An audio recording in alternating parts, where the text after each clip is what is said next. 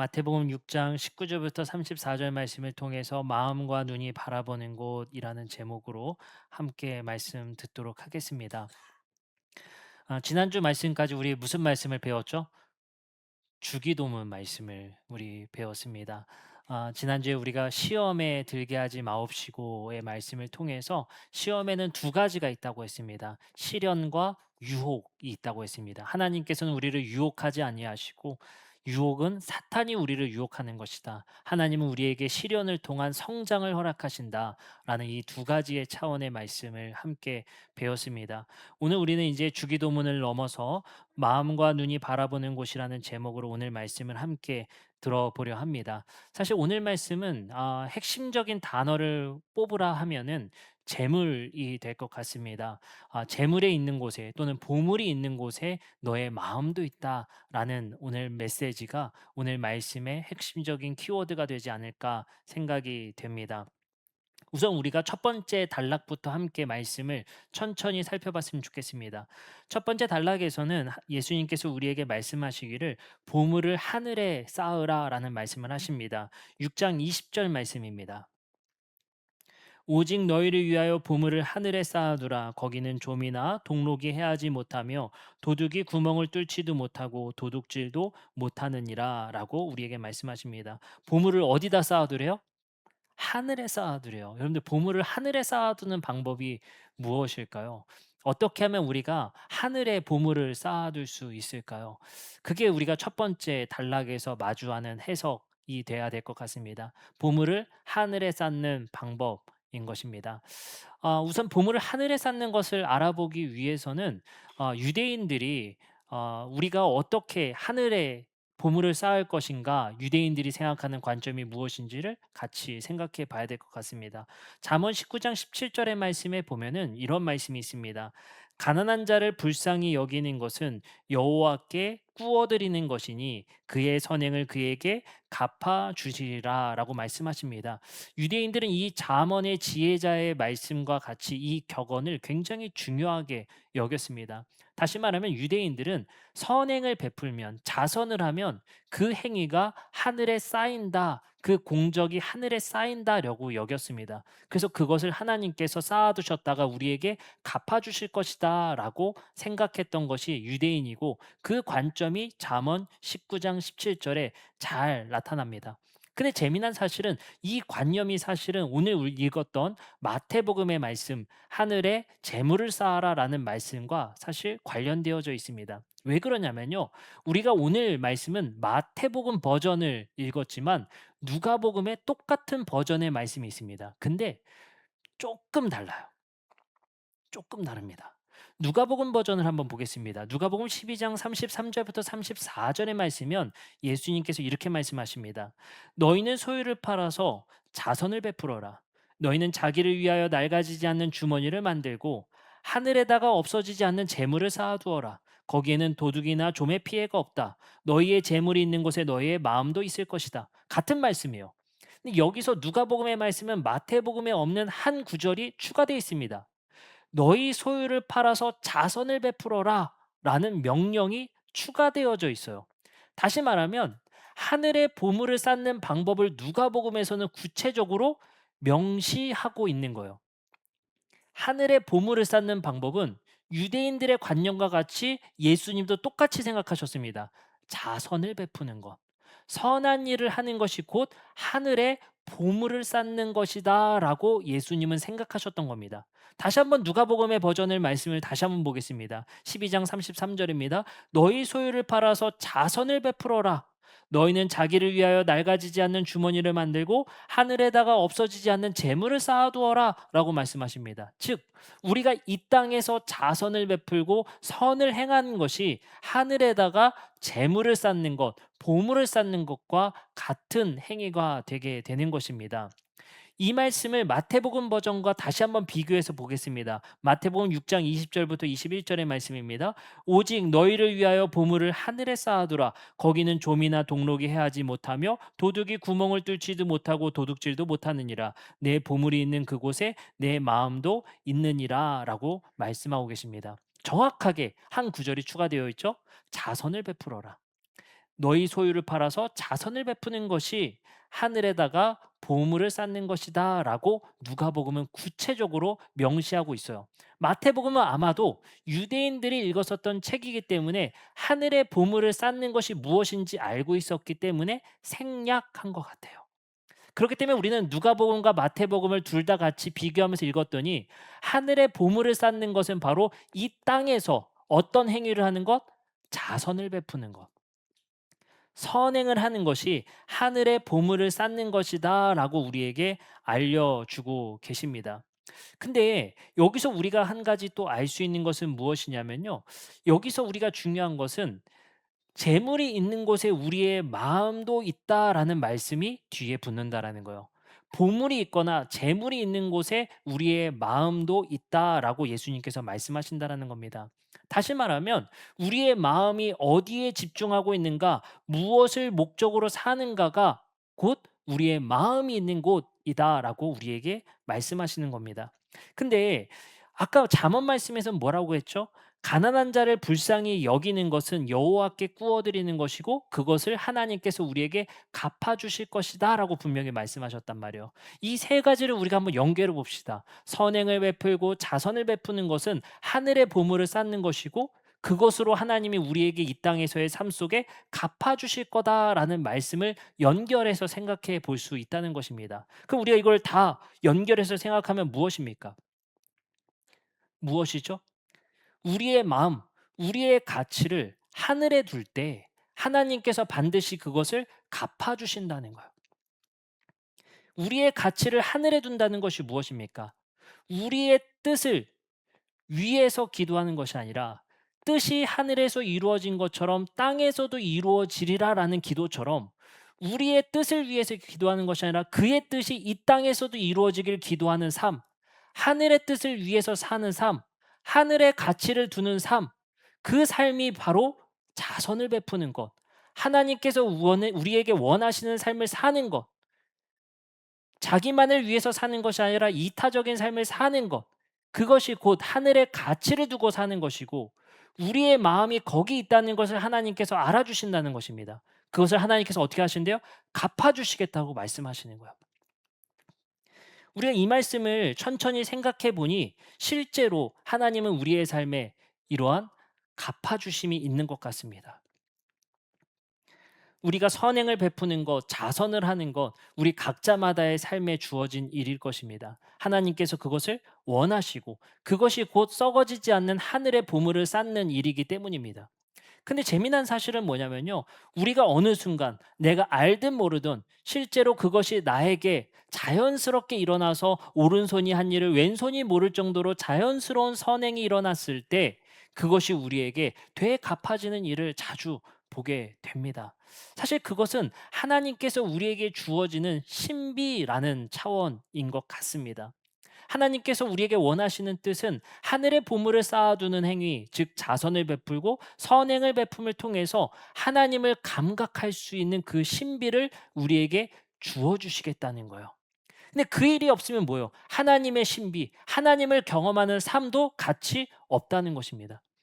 하늘을 경험하고 하나님을 경험하는 삶이라는 것은 하나님의 뜻대로 삶을 살았을 때 그 가운데 하나님의 신비와 경험의 차원을 우리에게 주어 주시겠다라는 것입니다. 그래서 우리가 어 예일대학교의 교수인 미슬라 볼프라는 사람이 가치 있는 삶이라는 책을 썼거든요. 거기서 가치 있는 삶을 살기 위해서 굉장히 중요한 도전 과제 하나를 주시는데 그게 뭐냐면요. 책의 핵심 요약이에요. 딱 한 가지를 주는데 질문하는 삶이라는 거예요. 질문하는 삶이란 뭐냐? 내가 어떻게 살아야 될지를 늘 질문하는 사람이 가치 있는 삶을 살 수 있다는 거예요. 가치 있는 삶을 살고자 노력하는 사람은 반드시 하루를 돌아보고 한 주를 돌아보고 내가 어떻게 살았는지를 돌아보고 그 삶에 질문을 던질 때 가치 있는 삶을 살 수 있다는 거예요. 그렇지 않으면 어떻습니까? 우리는 타성에 젖어서 그저 그렇게 살아가는 겁니다. 이것이 악인지 선인지 모른 채 그저 그렇게 살아가는 거예요. 내가 원해서 사는 건지 소비조차도 내가 원하는 건지 원하지 않는 건지 모르고 소비하게 된다는 겁니다. 사람은 깨어 있으라는 하나님의 말씀은 무엇입니까? 질문하는 거예요. 이것이 내가 원하는 것이 맞는 것인가? 이것이 행복한 삶인 것인가? 이것이 가치 있는 것인가? 우리의 삶을 돌아보고 우리의 한 주의 삶을 돌아보고 질문을 던지는 삶이 있을 때 비로소 가치 있는 삶을 추구할 수 있다는 것입니다. 오늘의 말씀에서 우리에게 말씀하시는 것도 마찬가지인 것 같습니다. 그 질문 속에서 가치 있는 삶을 살고자 하늘의 가치를 두고 사는 삶 속에 하나님의 신비를 경험할 수 있다는 것입니다. 그런 신비들을 우리 안에서 너무나도 많이 발견되어진다는 거예요. 근데 그게 우리가 감각하지 못하고 사는 삶이죠. 그 감각이 없으니 또 뭐가 가치 없어요? 감사하는 것조차 생기지 않는 것입니다. 우리는 어떨 때는 때로는 하나님의 뜻대로 산다라는 그 생각을 가지고 하나님의 뜻대로 살았을 때 하나님께서 우리에게 주는 신비를 경험할 수 있는 것이 필요한 것 같습니다. 얼마 전에 제가 유튜브 영상을 보면서 그런 생각을 가져봤습니다. 어떤 그 저희 교회에 얼마 전에 초대했었던 정신의학과 교수님 유튜브를 보는데 그 유튜브 채널이 있어요. 그 채널을 보는데 이번에 이제 초대 게스트로 유명한 야구 선수와 이게 래퍼가 결혼한 이제 어 부부가 있어요. 근데 그 부부가 상담을 받은 겁니다. 근데 그 상담을 받는데 그 상담을 받는 유튜브 콘텐츠가 에피소드가 왜 이루어졌냐면요. 제작진이 맨날 유튜브 촬영하는데 둘이 너무 싸우더라는 거예요. 그래서 이번 회의 주제는 부부 상담으로 해 가지고 상담을 받게 된 거예요. 근데 그렇게 상담을 받았더니 그 와이프 되시는 분이 우울증 증세가 있었던 거예요. 근데 그 내용을 보면서 제가 참 깨달음이 있었습니다. 그 깨달음은 뭐냐면요. 싸울 때 그저 그렇게 살아가는 둘은 문제가 있는지 몰라요. 주변에서 관심이 있었으니 그를 측은하게 여겼으니 그것이 문제 있다고 여겼으니 그 컨텐츠를 만들어서 그들을 도와줬다는 겁니다. 그것을 보면서 신비는 다른 데 있다는 게 아닌 거예요. 하나님께서 우리에게 재물을 떨어뜨리고 금은 보화를 떨어뜨리는 것이 아니라 우리가 생각하지 못한 곳에서 하나님의 도우심을 발견하게 되는 거예요. 우리가 생각하지 못한 곳에서 우리에게 신비를 경험하게 된다는 것입니다. 때로는 세상의 사람들은 이것을 우연이라고 표현합니다. 때로는 세상의 사람들은 운이 좋았음이라고 표현합니다.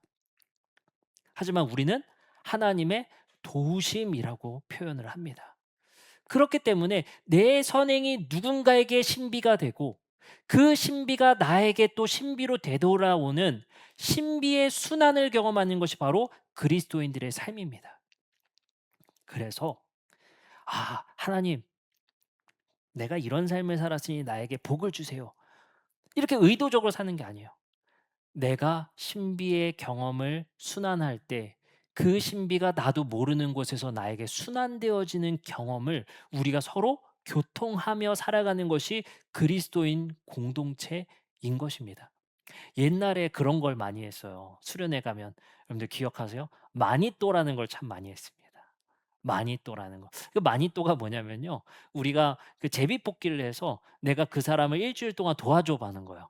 그 사람을 위해서 기도해 줘 보고 몰래 선물도 하고 들키지 않은 미션을 수행하는 옛날 프로그램이 있었어요. 그걸 일 주일 동안 한단 말이죠. 근데 그것이 내가 누군가의 선행을 위해서 한 주 동안 그 사람만 생각해 보는 거예요. 근데 우연히 누군가 나도 생각해 주는 거예요. 그 순환을 경험하는 프로그램이었거든요. 지금 생각해 보니까 되게 좋은 프로그램이에요. 지금 생각 옛날에 그거 누가 하냐." 막 이랬는데 지금 생각해 보니까 그 은혜의 순환이 우리 안에 교통되어지는 것이 엄청나게 중요하다는 거예요. 누가 나한테 내가 걱정돼서 "요즘 잘 지내? 요즘 소식이 뜸했어."라고 연락했을 때 그 연락을 받고 그것이 순환되어서 내가 누군가를 또 떠올려 본다는 것. 그 은혜의 순환이 바로 하늘의 보물을 쌓는 행위가 될 것이다라고 말씀하시는 것입니다. 그래서요. 우리가 그런 자세는 또 좀 필요한 것 같습니다. 우리 성도님 중에 무슨 사업을 하고 있거나 뭘 하고 있거나 하면은 웬만하면 우리 교회 거, 우리 성도님 거 해 줘야겠죠.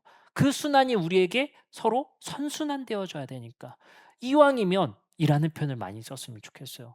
이왕이면 해 주는 것, 이왕이면 우리 교회 성도님들 거 도와주는 것, 그것을 통해서 내가 생각하지 못한 곳에서 불현듯이 찾아온 신비의 경험이 우리에게 있었으면 좋겠습니다. 두 번째 단락은 성한 눈과 나쁜 눈의 말씀입니다. 마태복음 6장 22절부터 23절의 말씀입니다. 눈은 몸의 등불이니 그러므로 내 눈이 성하면 온몸이 밝을 것이요 눈이 나쁘면 온몸이 어두울 것이니 그러므로 내게 있는 빛이 어두우면 그 어둠이 얼마나 더하겠느냐. 두 가지 말을 합니다. 눈인데요. 성한 눈이 있고요. 나쁜 눈이 있습니다. 첫 번째, 악한 눈, 나쁜 눈이 무엇인지 성경을 통해서 살펴보면요. 신명기 15장 9절의 말씀에 악한 눈, 나쁜 눈에 대해서 이렇게 말씀하십니다. 삼가 너는 마음에 악한 생각을 품지 말라. 곧 이르길 일곱째 해 면제년이 가까이 왔다 하고 내 궁핍한 형제를 악한 눈으로 바라보며 아무것도 주지 아니하면 그가 너를 여호와께 호소하리니 그것이 내게 죄가 되리라라고 말씀하십니다. 악한 눈은 뭘 의미하냐면요. 인색함이에요. 인색한 눈으로 사람을 바라보지 말라는 거예요. 그러면 당연하겠죠. 선한 눈, 성한 눈은 뭘까요? 잠언 22장 9절에 이렇게 말씀하십니다. 선한 눈을 가진 자는 복을 받으리니 이는 양식을 가난한 자에게 주는 눈이다라는 거예요. 악한 눈은 무슨 눈? 인색한 눈. 선한 눈은 뭐예요? 선한 눈은 관대함을 가진 눈이라는 거예요. 사람을 어떻게 바라보느냐가 굉장히 중요한 관점으로 말하는 것이 바로 성한 눈과 나쁜 눈이라고 예수님께서 말씀하십니다. 이게 지금 우리의 관점에서도 매우 중요할 것 같습니다. 왜냐하면 예수님께서 이렇게 말씀하세요. 오늘 다시 한번 읽어봅니다. 6장 22절입니다. 세번역 성경입니다. 눈은 몸의 뭐다? 등불이다. 눈이 바라보는 관점대로 몸이 움직인다는 거예요. 예수님의 말씀은. 그게 뭡니까? 그를 선하게 바라보느냐, 그를 인색하게 바라보느냐에 따라서 내 몸이 움직여진다는 거예요. 근데 나쁜 눈을 예시를 든 게 참 재밌어요. 나쁜 눈을 예시를 든 게 어떤 예시였냐면요. 희년이라는 면제년이 가까워졌을 때 나쁜 눈을 뜬 사람이 많다는 거예요. 그 면제년이 뭐냐면 이게 49년 다음 해인 50년에 희년이라는 게 이루어지는 게 신명기법입니다. 그 희년이라는 게 뭐냐면요. 안식년, 그다음 희년, 이 대희년요 완전한 면제날이에요.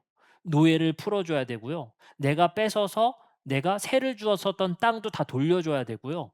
그 땅을 원상복귀하고 사람을 원상복귀하고 리셋하는 거, 제로에서 다시 시작하는 날입니다. 그게 희년이에요. 근데 재밌는 게 뭐냐면요. 이렇게 말하는 거예요.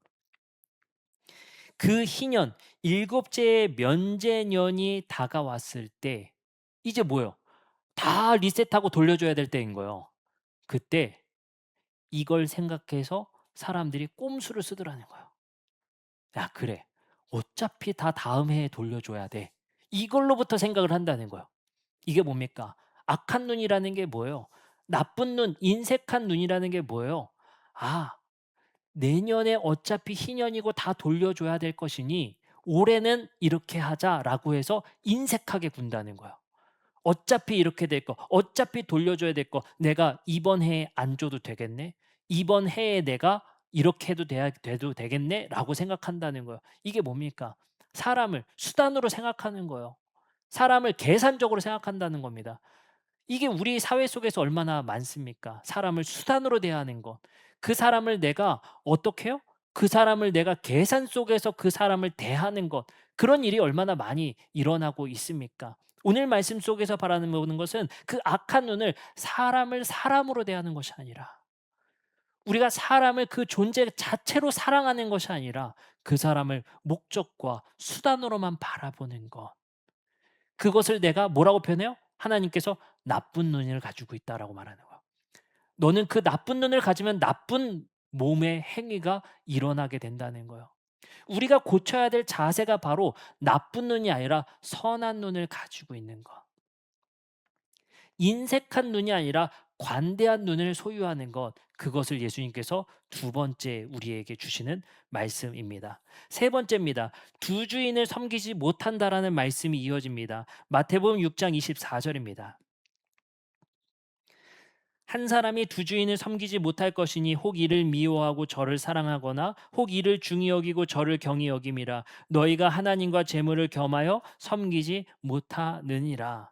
여기서 뭐라고 말씀하시냐면 너희가 섬길 것을 택하라, 이 말씀을 인용하신 것 같아요. 이 말씀이 어디에 나오냐면요. 여호수아에서 여호수아가 뭐라고 말해요? 하나님을 택할 것인지 너희가 우상을 택한 것인지 너희가 택하라라고 해서 가나안 땅 입성 전에 이것에 택함을 선언합니다. 그거와 같이 뭐라고 그래요? 하나님과 재물을 겸하여 섬기지 못한다는 거예요. 여기서 번역을 재물이라고 번역을 했지만 원어 성경에서는 맘몬이라는 단어가 쓰입니다. 이 맘몬이라는 것은 아람어예요, 아람어. 예수님이 당시에는 히브리어를 쓰신 것이 아니라 아람어를 쓰셨죠. 이 아람어 그대로가 바로 맘몬입니다. 이 맘몬이라고 번역을 했어요. 이 맘몬이라는 뜻은 근데 사실 그냥 재물입니다. 그 중립적인 거예요. 그냥 재물, 돈, 보물입니다. 이것과 하나님을 겸하여 섬기지 못한대요. 근데 여기서 특징이 있어요. 이게 도대체 무슨 말일까요? 이거 안 할 수 있는 사람 있어요?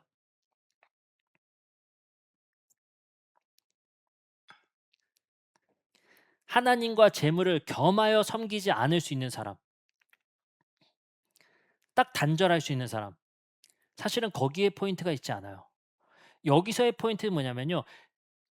하나님과 재물을 겸하여 섬기지 못하는 이라의 표현을 잘 보세요. 재물을 여러분들 물질을 섬긴다라는 표현을 썼다는 건 뭐냐면요. 재물이 의인화되었다는 거예요. 그 말이 뭐냐면 재물을 우상화시킨 사람에 대한 문제를 지적하는 것입니다. 재물은 우리의 삶 속에 반드시 필요한 것입니다. 돈도 마찬가지입니다. 근데 그것을 섬기다라는 표현을 보세요. 의인화시킴으로 그것을 내가 주인화시키고 그것을 내가 어떻게 해요? 우상화시키는 문제에 대해서 예수님은 지적하고 계신 거예요.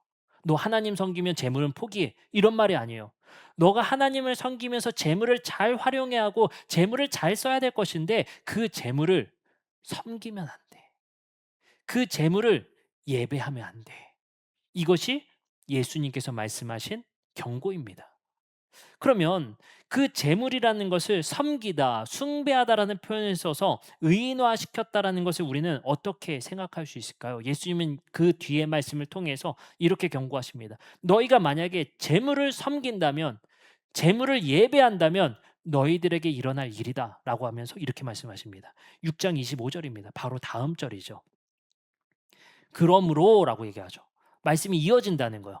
그러므로 내가 너에게 이르노니 목숨을 위하여 무엇을 먹을까 무엇을 마실까 몸을 위하여 무엇을 입을까 염려하지 말라. 목숨이 음식보다 중하지 아니하며 몸이 의복보다 중하지 아니하냐. 여기서 어떤 단어를 쓰시냐면요. 염려라는 단어를 쓰십니다. 다시 말하면 재물을 섬기고 우상화시키는 사람들의 문제는 목숨을 위하여 무엇을 먹을까, 무엇을 마실까, 몸을 위하여 무엇을 입을까 염려하는 삶에 사로잡힌다는 거예요. 염려 속에 사로잡힌다는 겁니다. 제가 얼마 전에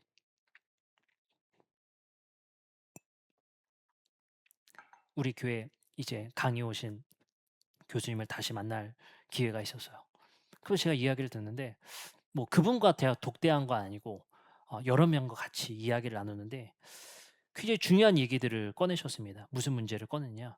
요즘에 정신의학과 진료 대기가 진료 받고 싶어도 받을 수가 없는 상황이라는 거야. 너무너무 많대요.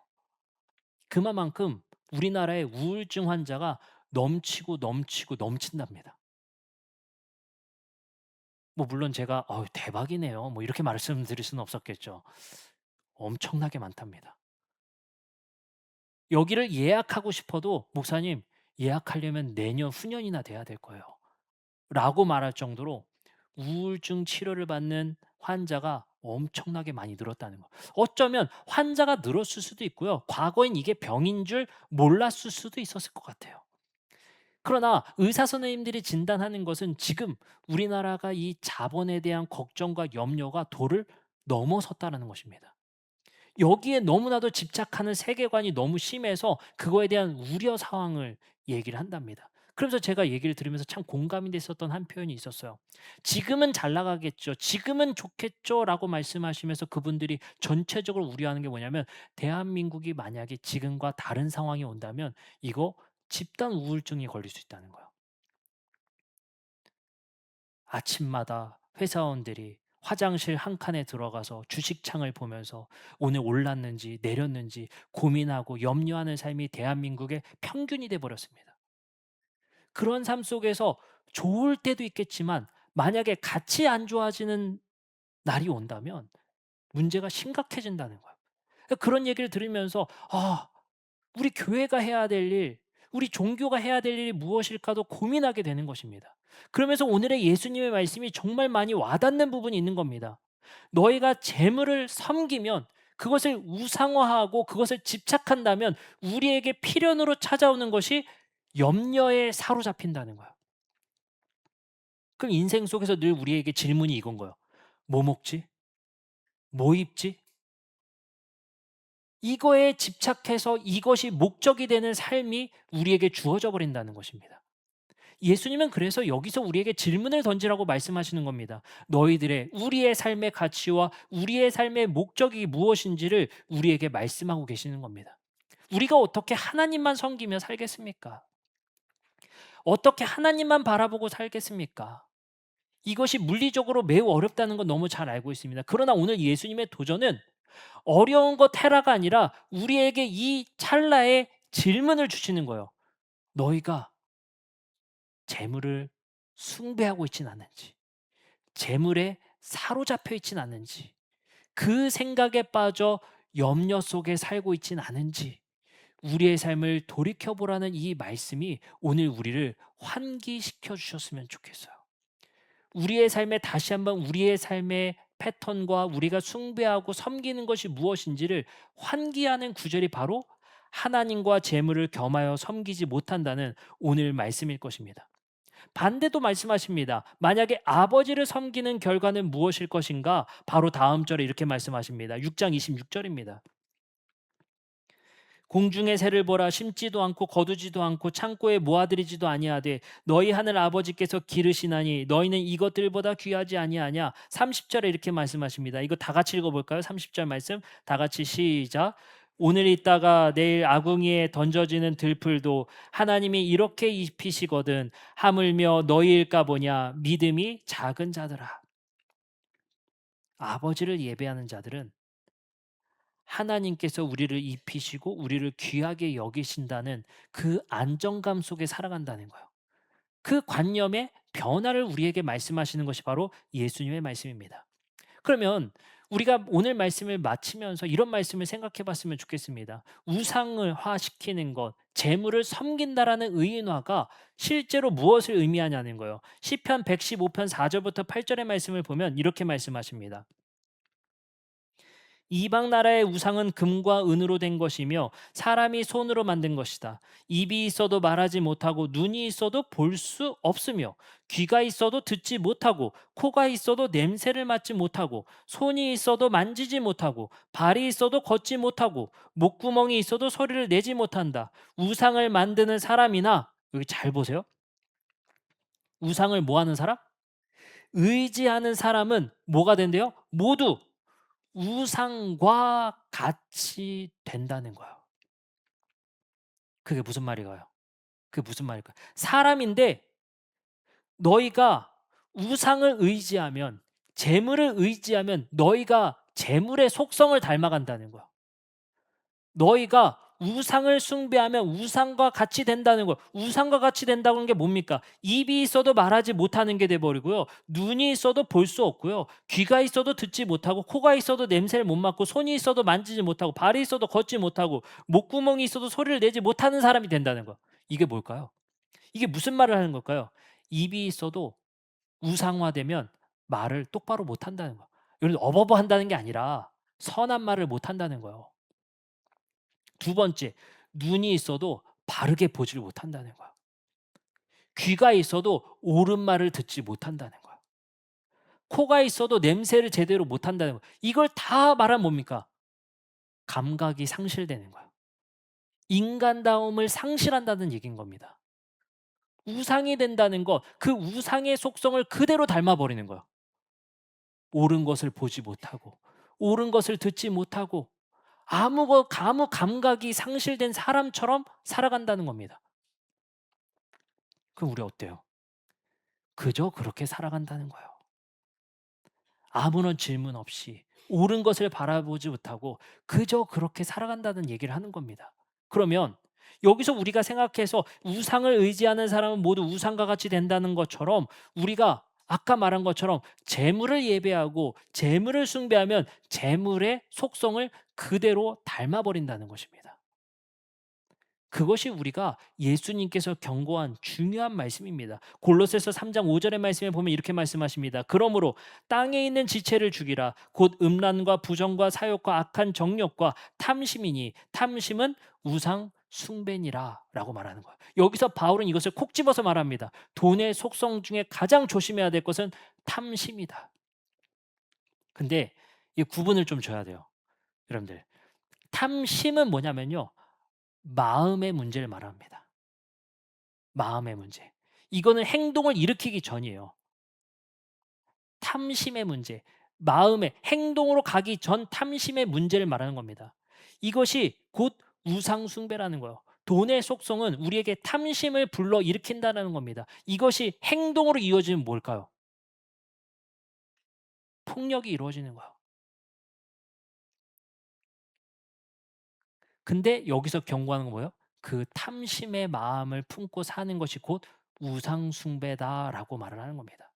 돈을 예배하는 자들의 특징이다라고 말씀하시는 거예요. 그럼 우리는 어떻게 살아야 되느냐? 이사야서 26장 3 절의 말씀에 이렇게 말씀하십니다. 주께서 심지가 견고한 자를 평강하고 평강하도록 지키시리니 이는 그가 주를 신뢰함이니이다. 주를 신뢰하는 사람은 심지가 견고해진다는 거예요. 염려하는 삶이 아니라 주님을 신뢰하는 사람들은 염려와 불안 속에 살아가는 것이 아니라 그 심지가 견고해질 수 있다는 것입니다. 돈 없이 살자는 게 아닌 거 잘 아시죠? 돈을 어떻게 해야 할 것인가? 재물을 하나님처럼 섬기지 않는 자세. 돈이 인생의 목적이 되지 않는 자세. 그것을 내려놓을 때에 오히려 주님을 신뢰하고 살아갈 때에 우리에게 심지가 견고한 삶을 살아갈 수 있을 것이다라고 우리에게 말씀하시는 것입니다. 오늘 우리는 세 가지를 살펴보았습니다. 보물을 하늘에 쌓는 방법은 우리가 자선의 행위를 통해서 하나님의 갚아줌 신비를 경험할 수 있다는 말씀을 배웠습니다. 두 번째, 선한 눈과 나쁜 눈이 무엇인지를 생각해 봤습니다. 선한 눈은 우리가 관대한 눈을 갖는 것, 나쁜 눈은 인색한 눈으로 사람을 쳐다보는 것, 그 두 가지의 문제를 말씀하십니다. 세 번째는 두 주인을 섬기지 못한다라는 말씀입니다. 재물과 하나님을 겸하여 섬기지 못한다라는 것이죠. 재물을 숭배하는 행위를 그치라라는 것입니다. 이 세 가지의 말씀을 우리가 다 같이 결합했을 때 뭡니까? 주님을 신뢰하고 사는 삶, 그것에 심지가 견고한 삶을 살 수 있다는 거예요. 흔들리지 않는 삶을 살아갈 수 있다는 겁니다. 우리의 중심을 어디에 둘 것인가? 그것이 바로 오늘 말씀에 그리고 우리 안에 주어지는 질문이 되지 않을까 생각이 됩니다. 우리 같이 함께 찬양하고 기도하는 시간 갖도록 하겠습니다.